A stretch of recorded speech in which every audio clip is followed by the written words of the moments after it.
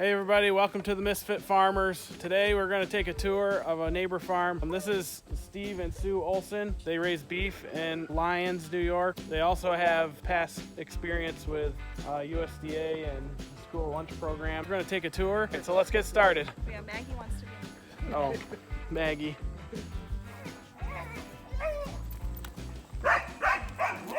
We just put this barn up a year ago. We only have one steer left. He's only a year old. He weighed 1195. When do we weigh him? 1st of September. This is a semi, red semi. So do the cows like the music? This barn gets rock. Okay, rock and The roll. other barn's usually classical. So that barn is more tender. Yeah. Instead of the slant gates, we just cut the middle panel. So we like it because it can slide. When you use the slant gates, it's a little bit more fighting in there. And this other end is for our replacement heifers, or okay. we'll put the bull back there. But we use a hay miser in there, and we like that. When we first started using them, because I You keep gotta track, take every 23 other loads bar of out. manure left. We formulate using the Pearson square, depending what stage. Obviously, you need a little bit more protein percentage for young calves. We'll lower it down to 11% protein. And we watch their poop. You know, there's poop charts you can actually look at, and because if they're squirting, that's too much protein, probably Right. waste. We have to use a little bit more protein because ground ear corn is what I use. That's 7%. Right. So to get it up to 11% protein, we use soybean meal and distiller grain. So what is in there? Is that looks like a lot of distiller's grain maybe? Yeah, he's got distiller in it, ground shell corn. There is some oats. Soybean meal? So my feed cost is somewhere under 20 cents a pound. You know, you got to know that. Yeah. It's amazing the number of beef producers, they just feed them out and they don't have any clue, Right. you know, how much it costs to put on a pound of game. Because I have to do a naturally raised program for the protocol at Northeast Family Farms. So if I'm bringing in shell corn, I gotta have some fiber somewhere. I gotta neutralize the balance of the butyric, acetic, and propionic acid Yeah. in that rumen. We've now go to a VitaFirm product. It has chili pepper. Oh wow. And steers just love that. You can see them squint their eyes. That seems to repel face flies real good. All right, Chocolate, you missed the chili pepper. This is a blueprint. This is a Gen X blueprint. Smaller frame, smaller cow. She won't get bred until next year. Yeah, we're gonna hold back and breed her. We just like to see a little bit more growth. That sometimes pushing them, that's when we start having issues Yeah. with calving. So I'd rather make sure the heifer is good, sometimes 14, 15, 16 months old before I'll even breed them, especially my fall calves, because it's just too hard on those heifers. There's no religious thing that says breed them at. So you're You know. calving at 2 years of age. Yeah, What do you okay. want, longevity, or do you want something just calves once and you're done? We put this barn up 2010, No. 2009. 2009 is when the fire. We had a barn fire. Took out our old dairy barn. So we put up a bovine Hilton. You'll see almost this exact image of this barn in North Dakota State University's page for covered barnyard. We used to store all of our hay in here. Now with the round bales or the nettings, you'll see some places where we have them stacked up, butted against each other. We don't have much loss anymore. But anyway, it's a covered barnyard concept, and in theory, it's also a manure storage Right. facility. Because Yeah. we'll let that build up. See the height of these gates? There's a Yeah. reason for that. Well, on like a rainy day, do all the cows come in here, or Rainy or cold. yeah?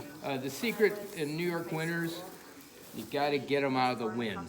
Right. Number yeah. one. Yeah. It's got to be dry. Yeah. Okay, that's number two. Yeah. We keep it open on the east side because the number three thing they have to have is good air. Don't put them in an enclosed barn. Last year was the first year that we did not have one single respiratory issue. So are they allowed outside in the winter? Yep. This is a soil and water project. So we ordered the concrete. We used to have hay feeders in here when we fed just hay. They're always fed outside. We were looking at putting J bunks in there, and this dairy farmer overheard us at the farm show. Said, "Hey, we got some bunks to sell. Would you be Yeah, what do you think? interested in them?" Yeah. Seneca Iron Works Oh, yeah. set us up with this. Yeah. They're not Seneca Iron Works anymore. What are they called? Seneca Dairy Systems. Yeah. Yeah. This area is our composting. Not put wood chips on a spreader unless you compost them. Otherwise, they'll steal nitrogen away from that soil like crazy. I like to compost them, mix them with other manures, at least 6 months before I spread it. We also use it for deceased calves, stillborn calves. Hey, it happens, Right. Yeah. When you get 150 head on a farm, you're going to have somebody pass. Yeah. You can see how the pastures are. Wintertime, they're allowed to come into this area here. If they want to go out there, fine. We'll give them a place to come inside if they want. But a lot of times on a winter day, they'll be right out there laying around chewing their cud. Bad news is there'll be a mud bug in it too. Well, it is nice that you have that slope to get rid of. It helps. Are these like your throwaway pastures? Yeah. Yeah, that's a good. Can I use that term? Sacrifice. These are Sacrifice. But this is where we do most of our calving. Yeah, we'll show them the calving pen. You guys see it. We can hold about 40 head up here. Normally what I do is when we wean in the fall, I usually have about 30, 40 cows that are pregnant. We do our preg checks. Once they get weaned and the calves are off them, they come over here and we put the bull with them so that way the bull's out of the way. Yeah. And they'll just winter up here. So do the cows come in at night, or are they on the pasture all the time right now? These have access to the barn. Yeah. A lot of cows won't see the inside of the barn. We're hoping well into December, but it depends. Okay. You want a pasture where they calve that you can see everywhere, but where do they have their calves? In that damn corner over there. But it's nice because you can pretty well see the whole pasture. Oh, I think I found the hidden canyon. Yep, that's the Right hidden there. canyon. If they're having problems out there, it's easy to bring them right around. And, squeeze them in. Our vet just loves this. And soon it was put in, we were using it a week later. And that made our job easy. Calf got so where the mother was a good mother, I would open the door and run it in, and he would just stand there, get his halter on, tie him up, and give him a shot, let him back out. Both calves were saved because we had this capability of handling them and taking care of them. And that's also because we also check our calves, once a day. So we just go down the alleyway in the big barn, put a round bale in there, and pulls them down. And this is our single screw J-loader, feed silage and hay with. And then you got the scale, so I know when I'm done feeding each barn. And that's our bale wrapper. Do you think you miss out on the organic matter on the field? Yeah, I've been criticized by baling up the soybean fodder. And I says, hey, what I do is I take it, add a little crap to it, and put it back on. And you're adding organic matter back. Organic matter with some nutrients. With some nutrients that you need so you can use less fertilizer and hopefully in the long run. There's so much more bacteria and everything. Yes! In the ground too. And actually, I'll get earthworms.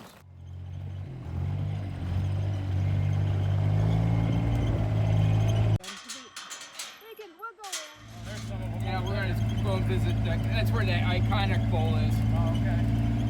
Yeah, he's nice, isn't he? That's the bull right ahead of you. Right here? Yeah. That guy. Look at him stand. My wife likes the red calves, Uh-huh. red Angus. And we love the black baldies. Like that little cow. She gave me a calf, won the grand champion at the Palmyra County Fair. My neighbor showed it, that crossbred heifer there, that's our Hereford Angus cross. That's the real deal right there, isn't she? That's what our goal is to take our Herefords. We bred them all to Angus and then slowly work all of them into being black baldies. Yeah. Yeah, that hybrid vigor, you can't say enough about it. I'll show you something. We got a bunch of black baldies over in the other pasture. How long has this land been in your family? We bought this farm in 2006. That land there, my dad came in 1952, and my dad was wounded in World War II during the Battle of the Metz. It's in the Moselle River Valley in France, long story. But my mother was an Army nurse, an Italian kid from Lyon, so that's where they met in the Army Hospital in Chickasha, Oklahoma. Mother didn't like Iowa, didn't like the Midwest, so he came out here, bought a farm, raised beef cattle and hogs. Are you familiar with the topography here? These hills run north and south. They're known as drumlins. Yeah. Yep. And they're made from glacier deposits. Yeah. Any given field, I'll have 5 different soil types, but very forgiving. We can raise some great crops. When I was a kid, then you didn't see a tree here at all. Oh, wow. Because all these hills were farmed by horses. Horses don't tip over. Yeah. Pine trees in there, Douglas fir. I planted that as a 4-H kid in 1967. And and that's Butternut Creek you're seeing right there. But keep in mind, when I was a kid, you didn't see any trees here. Right. This is part of the reforestation of the American Northeast. Tell me, there's a picture of Seneca County looking north from Watkins Glen. Yeah. Down at the state park. Yeah. And there's absolutely no trees. Yep, I along remember there. that. I got a nice maple stand in here, Yeah. and these woods aren't anywhere near being harvested for another what? I probably won't be alive. When we put them out here, they just followed this road. They had no clue where they were going. And so this, I need some limbs. They took trees down, so I got to clean up limbs in the springtime. I'll come back here. But the cows have been out here for a couple days now. This had pretty good growth on it. You can still see there's still plenty to eat. There's plenty of shade for the cows. At any time of the day, they'll have shade.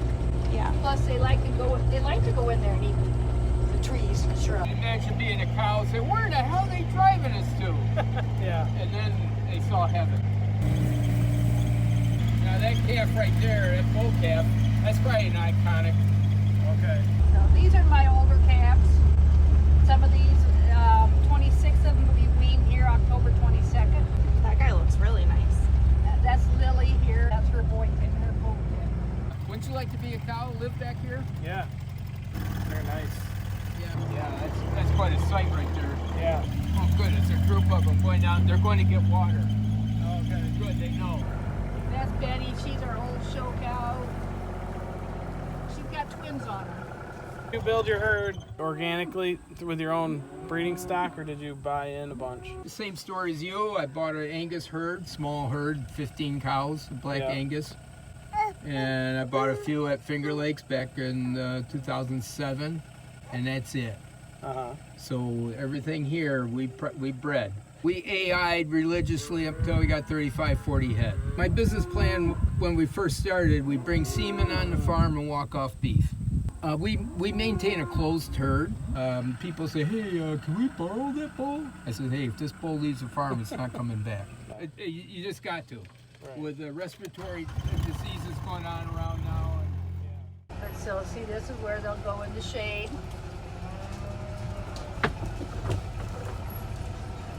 Now that's Bree, and that's her heifer calf. But Bree has a bad quarter, so I'm looking to see what her calf leans off at. Come on, girls. But look at her udder. You know, you gotta go keep those udders good. Have you ever had any of them get hurt because of the hills? Once in a while I get an udder scratch with the brambles. Oh, okay. But nobody like falls down the hill? So far so good. So I figured they'll drink here, they'll do their circle, and come back over here for water. Yeah. This is a really nice setup. Traffic out of the hayfield, as far as messing it up, and it gives the cows a shade. They can lay down on it, and there's enough grass in the grassway, and I have the mineral right there, so they can eat the mineral and get their water. Yeah.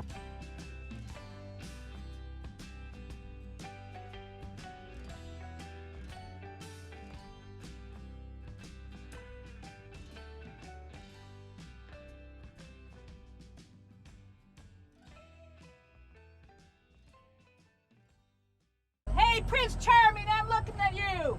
And that's out of there. Very finally.